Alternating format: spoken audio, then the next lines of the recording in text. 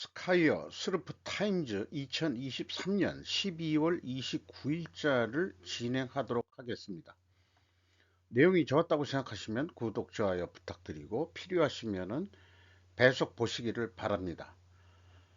보통 사람은 새 집을 살 수 없는 이상 상태, 그런 아파트 거품 붕괴 위기가 다가오고 있다. 이게 우리나라 뉴스 제목으로 해도 좋을 것 같아요. 나가시마 오사무라고 부동산 컨설턴트인데 프레지던트 온라인에서 온라인에 기고를 했습니다. 부동산 거품 붕괴 조짐 물음표를 붙였는데 일본은 이미 잃어버린 30년 시작할 때 부동산 버블이 붕괴가 됐는데 이게 또 무슨 얘기냐 봤더니 최근에 신축 아파트 가격은 가파르게 상승해서 2023년 올해 1월 상반기 중에 도쿄 23구 신축 아파트 평균 가격이 약 1억 3천만 원까지 치솟은 것이 화제가 되었다. 이렇게 얘기하는데 지난해부터 시작한 급격한 엔화 약세에다가 미국의 그 금리 인상, 그 다음에 일본은행 차원의 완화 지속으로 미일 금리 차가 확대된 것이 원인으로 보인다. 이렇게 얘기했습니다. 이것이 인과관계를 따지려면은 좀 짧은 화살이라기보다도 아마 긴 화살로 연결을 해야 이해를 할 것 같아요. 어쨌든 미국보다 금리가 낮으니까 대출들을 많이 해가지고 돈이 유통이 많이 되니까 이렇게 도쿄 23구라는 데가 어딘지 모르겠지만은 아무래도 강남 같은 데를 상징하는 것 같아요. 그래서 신축 아파트가 1억 3천이면은 거의 뭐 한 11억 원 정도 될 것 같습니다. 우리나라도 최근에 10억 분양가가 나왔는데 분양이 잘 안 된다고 그러죠. 이게 고급 아파트를 지향하기 때문에 그런 거 아닌가 생각이 듭니다. 그런데 신축 아파트 값이 이제 또 하락세로 돌아섰다. 왜냐? 상반기까지는 그렇게 그냥 올랐는데 7월, 10월 신축 맨션, 일본에서는 아파트를 맨션이라고 그러고 그렇게 얘기하더라고요. 8,709만 행으로 떨어졌고 전년 동월비로는 마이너스 7%, 수도권 신축 아파트 평균 가격은 6,567만 행, 그러면은 한 그냥 6억대라고 보면 될 것 같습니다. 신축 아파트가. 그래서 전년 동월 대비로는 3.2% 모두 하락을 했다. 결론은 아파트 가격이 내려간다는 거죠. 그리고 중고 아파트도 재고가 늘고 있다. 이 아파트 부동산에 대해서 재고라는 용어를 쓰고 있는 게 독특하고 타당한 사고방식일 것 같습니다. 호주인 곳은 도쿄 23구를 계속 얘기하는데 가나자와의 호입지역 일별로 보면 도쿄도 구지역과 가와현 등의 일부 호입지에는 중고 맨션 판매가 아직 호전은 보이고 있다. 이렇게 얘기하고 있어요. 그리고 단독주택 재고가 서서히 늘고 있다. 단독주택도 가격이 아니 그 재고가 늘고 있다 이거죠. 22년 중반쯤에서 포화 상태다 이렇게 소개하고 있습니다. 그리고 올해 5월부터는 이제 하락세로 돌아섰다 이렇게 소개하고 있습니다. 그리고 주택담보대출 금리 오르지 않았다 이렇게 얘기를 하고 있습니다. 과거 1980년대 버블이 붕괴된 원인에 대해서도 이렇게 설명을 했고요. 지금의 멘션 버블은 일본은행의 다차원 금융 완화에 뗄래야 뗄 수 없는 관계다. 금리를 올려야 되는데 좀 안 올렸다 그런 얘기죠. 역사적인 저금리 환경에서 주택담보대출금리가 낮게 잡히면서 부동산 수요가 좀 올라갔다 이렇게 표현하는 것 같습니다. 환기시키고 있다라는 이제 표현으로 했네요. 그래서 만약에 일본이 주택담보대출금리가 크게 상승한다면 부동산 수요는 급격히 내려갈 것이다. 이렇게 이제 예상을 하고 있고요. 일본의 장기금리는 다소 상승하긴 했지만은 지금 프렛 35의 금리는 1% 후반 정도로 주택담보대출 금리에는 큰 영향을 미치지 않았다라고. 우리나라 기본이 대출금리가 5.5% 이상이죠. 기준금리는 3.5%지만 대출금리는 5.5% 이상으로 알고 있습니다. 그리고 코로나 특수가 소멸했다라고 물음표를 했는데 재택근무 때문에 그 개인주택 이런 것도 수요가 좀 많았고 그렇게 됐었는데 이제 그게 코로나가 없어지면서 할인 판매가 시작됐고 개인주택들 그 다음에 초고가 매물 급등은 아직도 계속되고 있다. 이런 과정에서도 초고가 매물이라는 매물 급등은 아직도 계속되고 있다라고 얘기하고 있죠. 이것이 어떻게 생각하면은 그 부자 나라, 그 다음에 가난한 나라, 성한 사람들, 성박 사람들하고 비유가 되고 빈부 차이가 더 심해지고 있다라는 어떤 상징적인 사건들 아닌가 봅니다. 그래서 보통 사람들은 일반적으로 주택담보대출의 차입액은 연수입의 7배 정도까지라고도 알려져 있기 때문에 보통 사람은 신축 아파트를 살 수 없는 상황이다. 평균 기준을 1억엔으로 본다 그러면은 그거는 서울의 강남구를 기준으로 자꾸 하면은 일반 서민들은 살 방법이 없는 거죠. 우리나라하고 비교해도 그런 것 같습니다.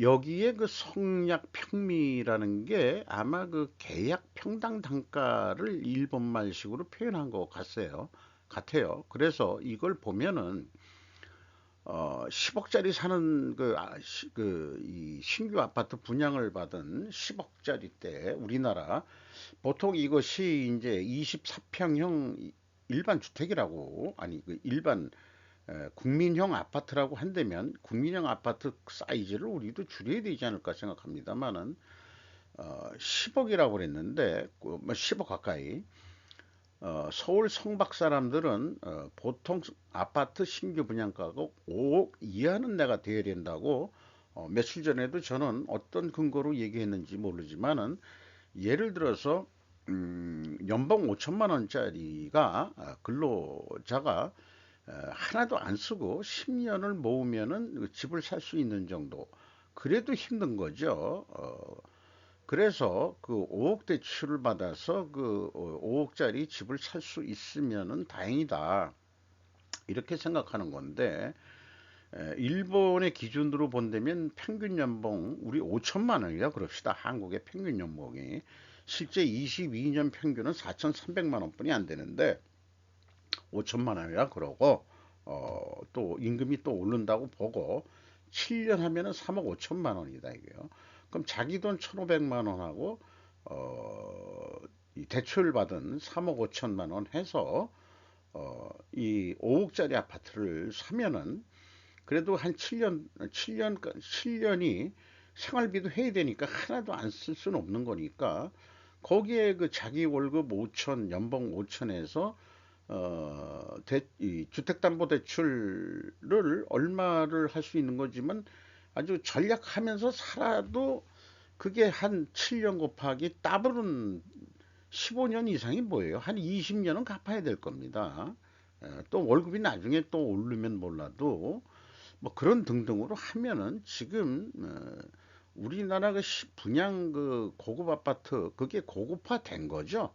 고급화 됐는데 옛날보다는 아파트 이 시설이나 뭐 이런 등등이 고급화 돼 가지고 어 뭐 자관 그렇게 가격이 일본 가격하고 고급 아파트하고 맨션하고 유사하게 된 것 같습니다. 그렇기 때문에 제목처럼 일반 서민들은 아파트를 살 확률이 계속 떨어지고 있다는 거 이렇게 이해를 하게 됩니다.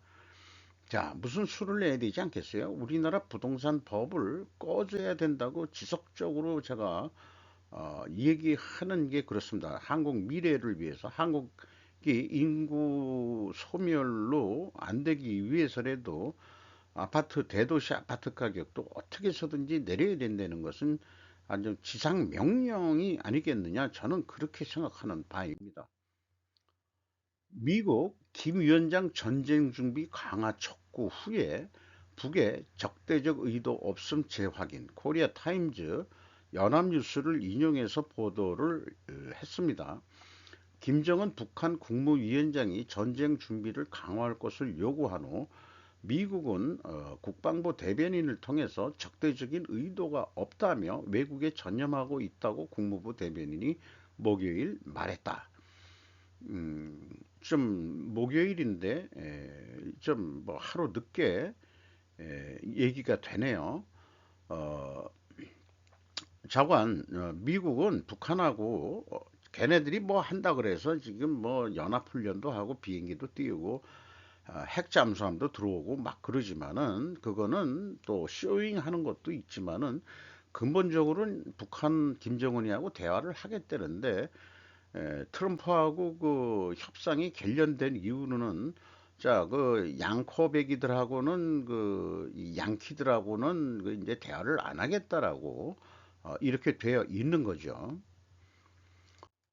뭐 어쨌든 그런 험악한 분위기 속에서 북한의 기습 공격에 대비한 수도 훈련을 했다.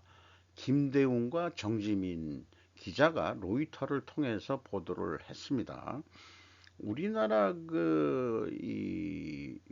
말하자면 그 브라우저를 대표 브라우저인 네이버 이런 플랫폼을 통해서는 이런 뉴스들이 왜 눈에 안 띄나 몰라요. 수요일 1000명 이상의 한국군, 경찰 및 비상요원들이 북한의 무기와 은밀한 공격 거리에 있다는 우려에 대항하기 위해 서울에 대한 북한의 공격을 모의하는 드문 방어 훈련에 참가했다라고 소개를 했습니다. 이것은 아마 그 화생방, 또 화재 뭐 이런 거를 모의해서 훈련을 한다. 훈련은 몸에 아주 뵐 정도로 자주 해야 하는 것이 바람직할 겁니다. 훈련이라는 것은 교육 훈련, 뭐 우리가 이렇게 얘기하는데 훈련은 그 몸에 배게 하는 거죠. 피부가 기억하게 하는 겁니다. 그러니까 생각 없이 비상사태가 돌입하면 몸이 자동적으로 움직이게끔 연습을 해 놓는 거죠. 이것은 훈련이라는 것은 위로 향하는 의견은 없다. 위에서 지시한 대로 그대로 실행하는 거다. 이런 그 인식 하에서 훈련이 돼야 된다고 생각을 합니다. 한국 그 서울이 여기에서는 그 북한 경계선으로부터 24마일 약 38km라고 돼 있지만은 저는 생각하는 게 김포시를 서울에 편입을 한다 그러면은 그 한강 하구 반 경계선을 통해서 북한하고 바로 접경이 되는 거죠. 그만큼 우리는 단거리에 있는 군사적 경계선이 아니고 서울이 북한 휴전선하고 한강 하구 쪽에는 확 그 강으로서 근접해서 이렇게 돼 있다 하는 점을 그러기 위해서는 어떻게 하겠느냐? 그러면 서울 그 방어 김포시 포함해가지고 서울로 편입된다고 가정했을 때 더욱 방어 훈련은 더 강화되어야 될 거고 김포 쪽에 그 서울시가 됐으므로 더 수도 방위에 대한 그런 것이 강화되어야 될 겁니다. 수도방위 사령관이 육군 뭐 이렇게 돼 있는데 이게 그 경계선이 한강 하구로 돼 있다면은 아마 그 해군하고도 무관하지가 않을 거예요. 그렇게 되면은 수도방위라는 것이 육군만 해당할 게 아니고 이제 해군까지 포함해가지고 연합적인 수도방위 훈련들이 일어나야 될 거라고 생각을 합니다. 어, 일본 그 뉴스로는 번역은 2024년 남북의 남한의 탈북 가로 열고는 제가 그 표현을 했습니다. 탈북이라는 표현이 뭔가 그 앞뒤가 안 맞는 것 같아서 드디어 가속화된다. 일본, 미국, 한국의 근접근으로 중국, 북한과의 사이에 이제 일어난 일. 풍장이라고 그 제 한국 컨설턴트인데 일본인인지 일본에서 태어난 한국인인지 잘 모르겠습니다만은 그래서 그 일본 표현은 북조선 거리두기 이렇게 좀 해석을 해야 되지 않을까 싶어요. 남북한 통일 의식을 했는데 지금 국민 64%로서 사상 최저라는 기사를 얘기하고 있고요. 이 구체적인 내용으로 들어가면은 국가 통일이 아니고 국교 정상화다. 이렇게 얘기하고 있고 민족 통일에 대해서는 물음표를 붙였는데 이 야당이 민족적 의식을 얽히는 것은 좌파 정복자일 뿐이지 일반 국민들은 국교 정상화니까 북한을 국가로서 충분히 인정을 한다 하더라도 우린 통일의 의사가 없다. 우리 다 같이 그냥 각자 잘 살아보세. 라는 거다 이거죠. 그 정복 좌파 애들 때문에 문재인 정부 시절에는 그래서 통일의 목소리가 뭐 높아졌다. 그러면 통일인데 그게 적과 통일이죠. 이놈들이 그 생각하는 것은 가속화되는 북이탈 이렇게 또 소제목으로 자관 한국은 현재 북한과 거리를 계속 두고 있고 2024년도는 계속해서 그렇게 될 것 같다. 그리고 북과의 거리두기는 계속 가속화될 것 같다. 이렇게 얘기했습니다. 그러나 그 가운데 동아시아 정세를 둘러싼 긴박한 상황도 벌어질지 모른다. 자관 지금 그 우크라이나 그다음에 이스라엘 그다음에 또 어디서 터질지 모르지만 대만이 터지냐 한국이 터지냐 한국에서 터지면 안 되죠. 에, 우리가 이루는 그거 잃어버리기 참 그렇습니다. 이 사람이 또 쓴 연재 기사에는 일본, 미국, 남북한의 이변 개미 요게 한자로 내가 안 찾아봤어요. 이런 게 또 있다고 그러는데 이게 그 판문점 쪽에선가 김정은이하고 그 전 문재인 대통령 부부가 인사하는 장면의 사진을 그 게재를 했습니다. 중국군 획기적인 회담 후 미국 맹비난 로이터에서 보도를 했습니다. 커표지로 그 국방부 대변인인 모양인데 중국 군부 이기적 미국의 냉전 사고방식 비난 중국 국방부는 목요일 미국이 아시아 태평양 지역에 계속 개입하고 있다고 비난했다. 이것은 냉전적 사고방식으로 가득 차 있습니다. 이렇게 이제 했다는 건데 얘네들 그 대변인들의 얼굴을 면면히 보면은 어, 살기가 느껴질 정도예요. 그 공격적이고 자관 미국이 더 많은 일을 해야 한다. 그 군끼리 그 대화를 하면서 그래서 대화를 했는데 결론은 연말에 그 기자회견에서 강경한 어조로 미국을 비판했다 이거죠. 미국이 대만 문제에 개입하지 말 것을 경고했고 대만선 민주주의에 무기를 파는 것을 포함해서 무기 파는 것도 신냉전을 고조시키는 거 아니냐 이렇게 얘기를 하고 있는 거죠. 그리고 그 중국 내에서 그 인민회해방군 최고 그 사령관의 반부패 숙청 사건으로 부패한 군수 조달 혐의로 지금 수사를 받고 있는 리상프 전 국방부장이 연루됐다고 로이터 통신이 앞서 보도를 했는데 거기에 대해서 질문에는 어떤 언급도 안 했다. 이렇게 얘기를 하고 지금 뭐 주요 우주 프로그램 그 학자들이 세명인가 뭐 있는데 저간 이 사람들도 거의 뭐 지금 조사를 받고 있다 이런 식으로 뉴스가 나왔었죠. 요런 제스처는 뭔가 질문하라고 할 때 하는 제스처 같아요. 얘네들 어, 뭐 얼굴 표정 이게 젊은 애 그 대변인이 뭐 한 명만 있는 게 아니고 여성 대변인도 있고 또 뭐 나이 지긋한 머리 희끗한 친구도 있는데 그 친구도 눈빛이 날카롭더라고요.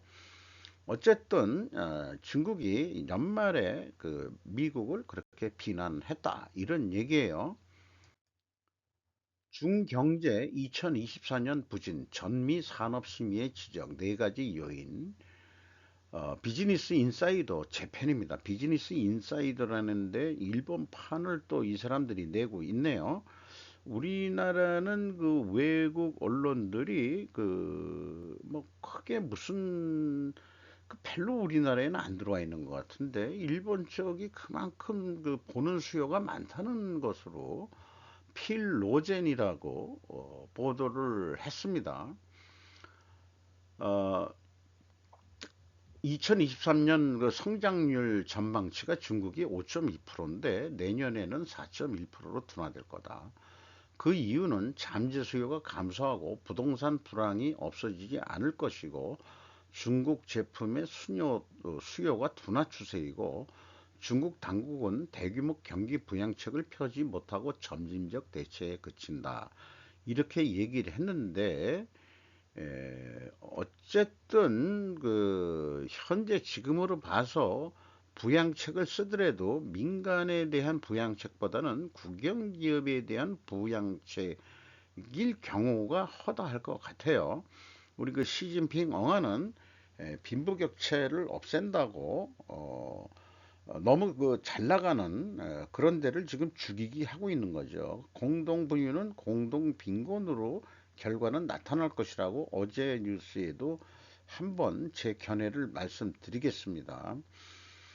2023년 3분기에 보였던 강력한 해고 조짐은 사라지겠지만 2024년 성장률은 안정될 것이다. 안정된다는 게 4.1%라는 얘기냐. 그런데 이런 4.1%를 보면은 하도 그 중국이 그동안에 아주 고도 급신장을 해가지고 4.1% 성장률을 둔화로 표현하고 있는데 한국 2024년 성장률은 1.8% 전망했죠.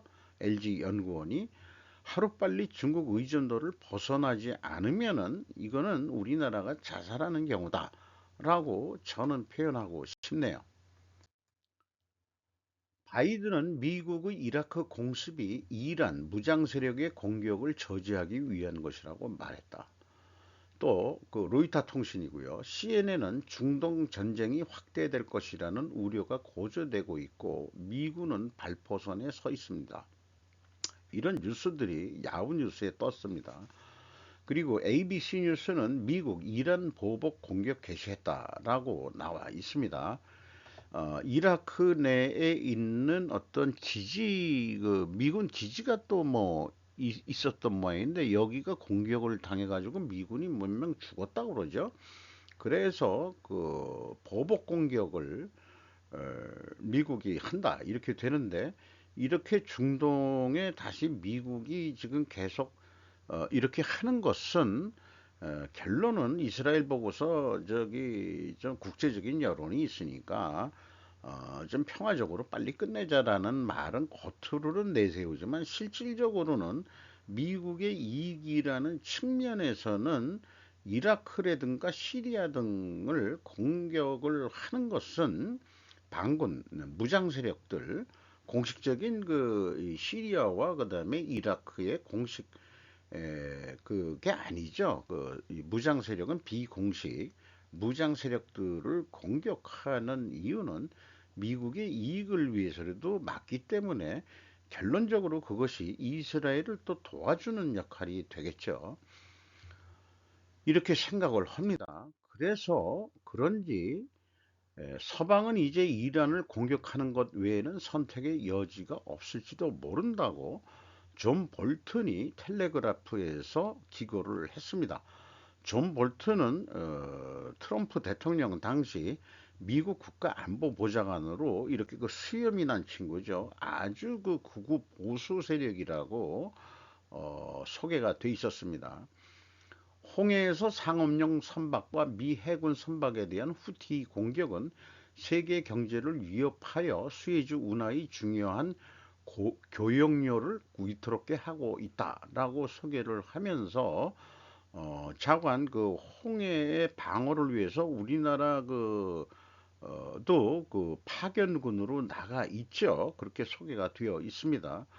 여기서 중요한 사실은 이란이 이스라엘의 목표물이라고 믿었던 것에 대해 직접적으로 전쟁 행위를 저질렀다는 것이다. 이렇게 얘기를 했습니다. 하마스의 야만성, 히즈볼라의 후티의 공격, 또는 이란 자신의 대규모 무기 및 정보 지원과는 거의 비교가 되지 않지만 이란은 이제 무력 적대의 선을 넘었다라고 표현하고 있습니다.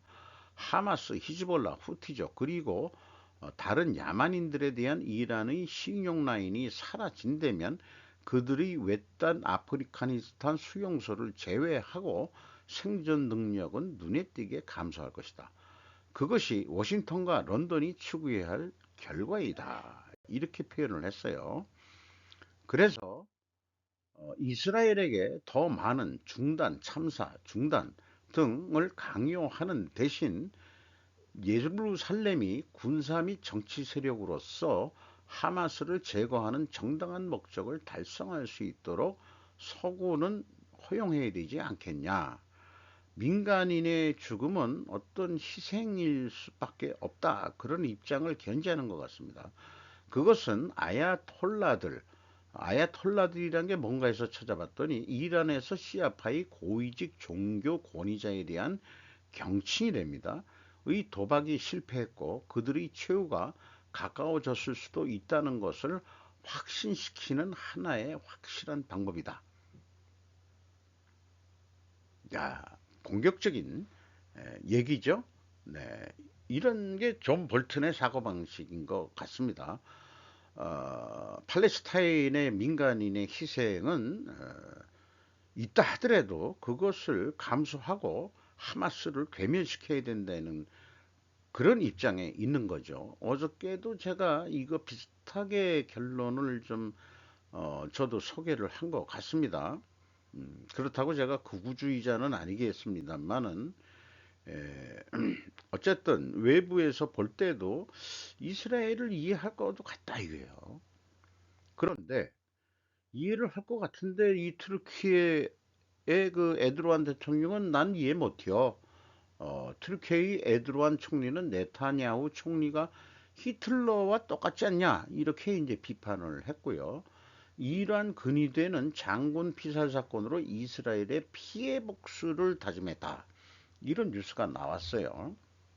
그래서 이게 적법한 비율지는 모르겠습니다만 우리 언론들은 사실관계를 굳이 영어로 표현해 보면 우리가 뭐 사실관계 확인을 하고 그 의견을 개진해야지 사실관계 확인을 안 하고 무조건 그 공격 비판을 해서는 안 되지 않느냐라고 표현은 하는 그런 용어들을 봤는데 저도 그때 항상 그랬어요. 사실관계라는 얘기가 도대체 어떤 상황을 얘기하는 거야?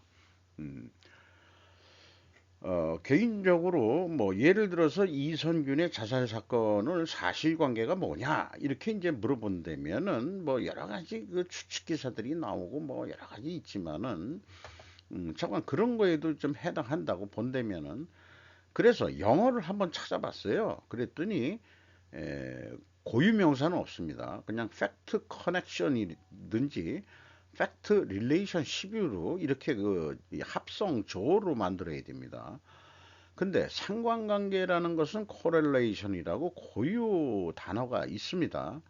그래서 사실관계 확인이란 회자되는 말은 두 단어의 합성어이기 때문에 이것이 의미하는 바는 사실과 사실을 연결할 수 있는 상관관계만 존재할 뿐이다.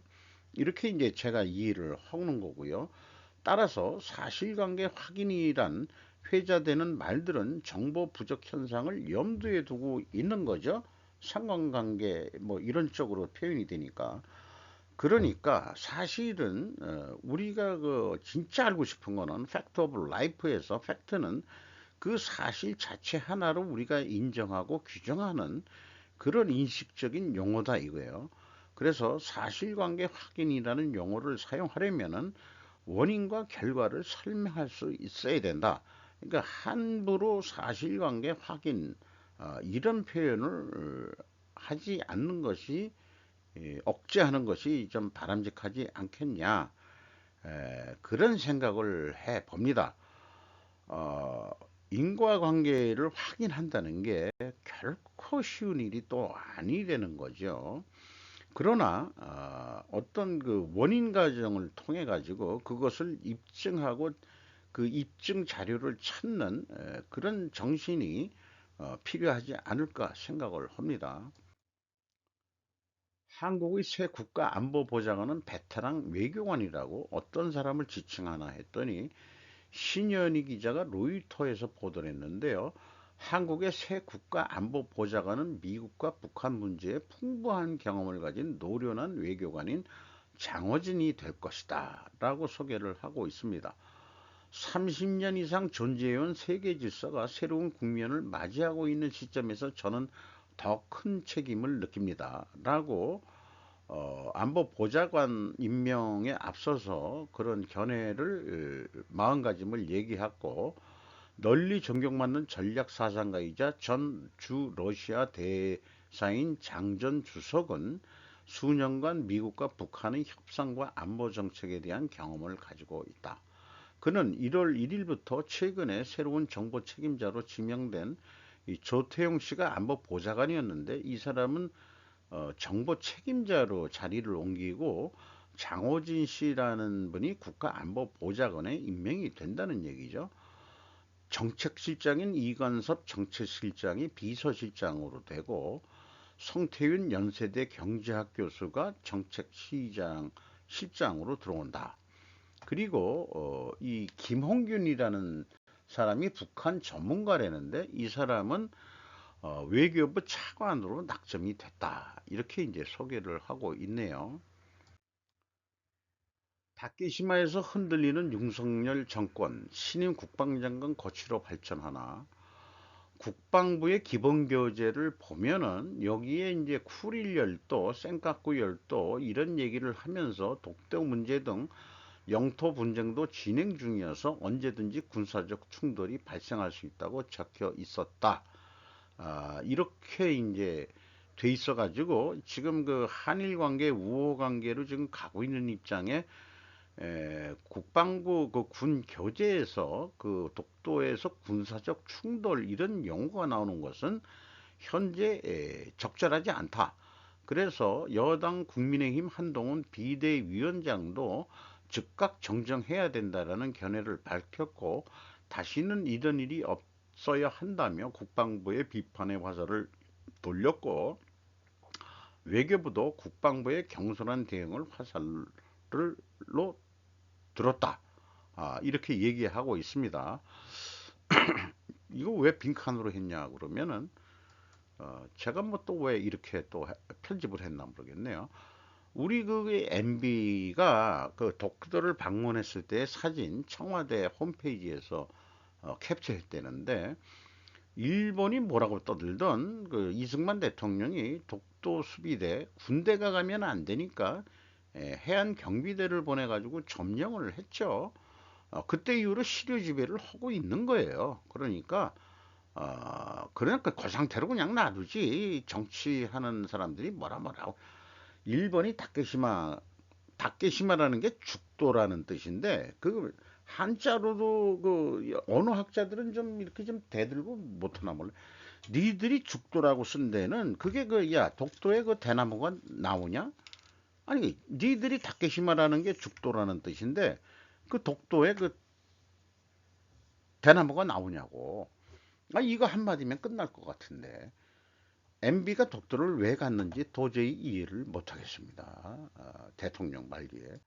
그래서 이런 글을 쓴 사람이 변신일지라고, 한국말로는 변신일인데 이 사람이 그럼 도대체 어떤 사람이냐, 이거가 이제 거기 나와 있어요. 그래서 저널리스트고 코리아 리포트 편집장으로 되어 있는데, 이 사람이 사실 창간했답니다. 도쿄에서 출생했고 한국인 같아요. 메이지 학원 대학 영문과를 졸업하고 신문기자를 거쳐서 1982년 조선문제 전문지 코리아 리포트를 창간했다. 86년에 평론가 활동을 시작했고 98년에 라디오 아시아 뉴스캐스터가 했고, 2003년에는 오키나와대 개건 교수를 했고, 해상보안청 정책 어드바이저를 2015년 3월까지 역임을 했고, 외국인 특파원 협회 일본 팬클럽 회원이기도 하다. 뭐 그 상당한 그 경력을 가지고 있는 사람이다 이게요.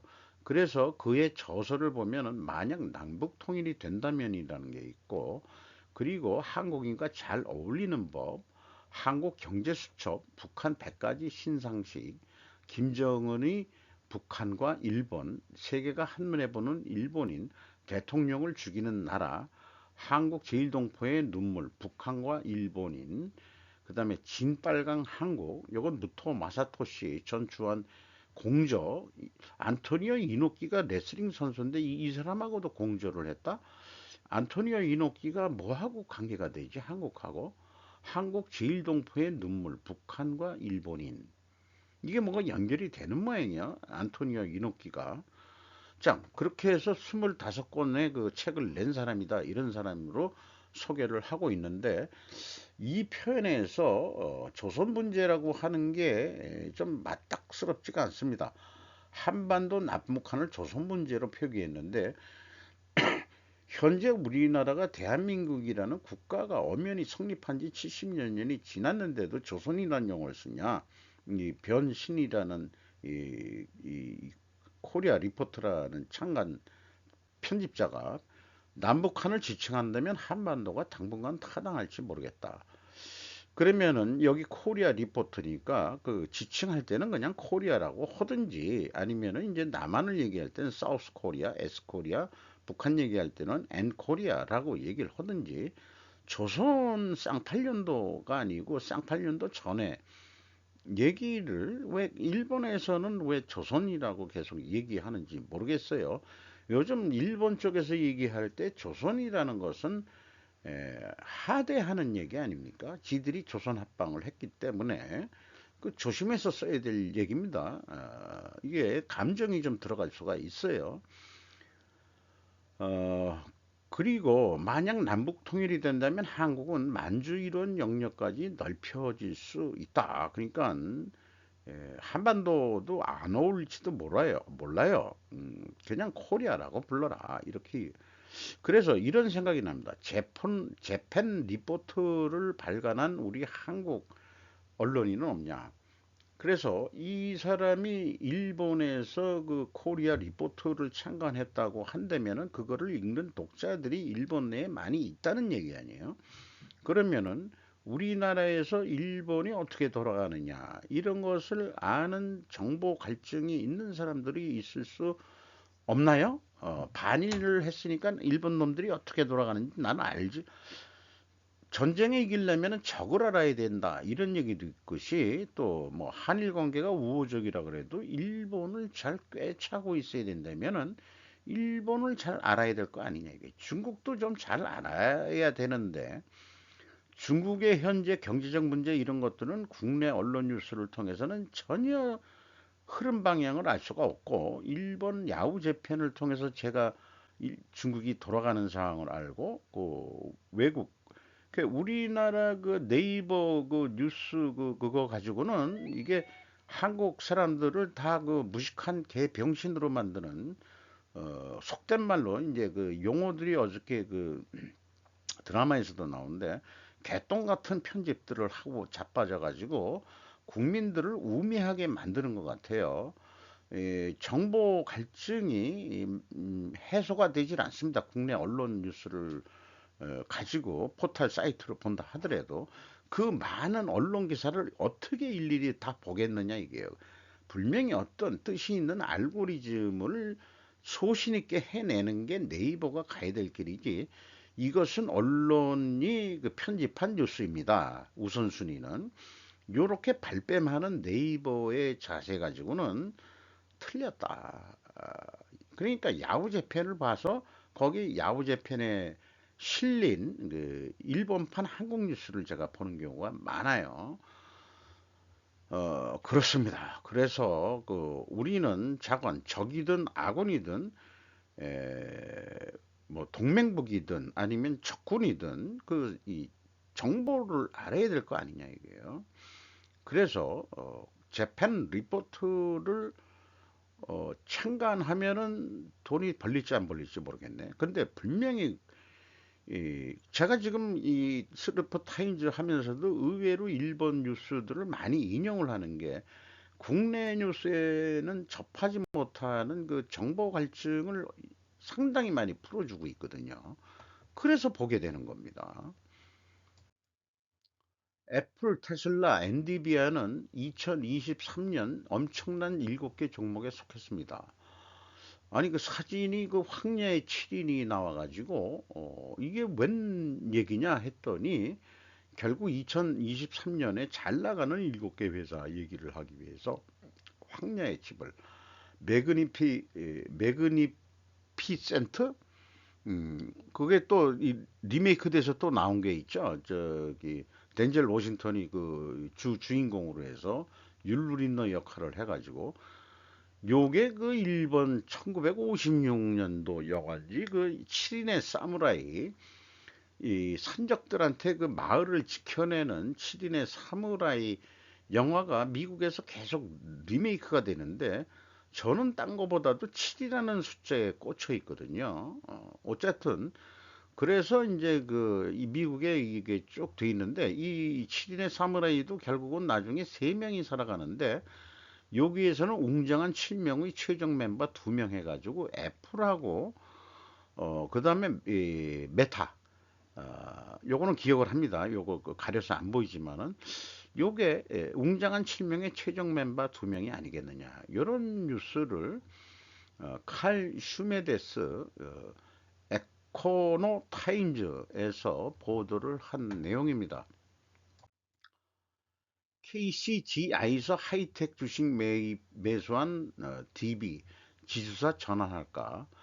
요 얘기는 동부 하이텍, DB 하이텍의 그 주식을 어, 그 DB가 매수를 했다 이런 얘기입니다. 그리고 DB 하이텍 자체는 자기 주식 취득도 많이 했어요. 그래서 이제 행동주의 펀드 그 강성부 펀드라는 게 있는 모양인데 행동주의 펀드다 보니까는 아무래도 그 경영권 방어를 위해서 자기 주식도 취득을 했고 동부에서 DB 그 지주회사급에서도 장외 거래로 그 이 지분을 1650억 원을 사들였다 이렇게 이제 소개하는 겁니다.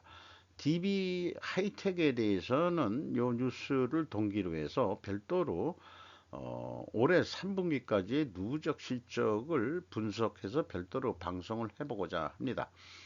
이하 그 자료들은 항상 어, 그 메일이든 뭐 건너뛰든 스르프 타임즈를 할 때 그 인과관계 쪽으로 뭔가 잊지 않기 위해서 계속해서 자료로 그 남겨 놓을 것입니다.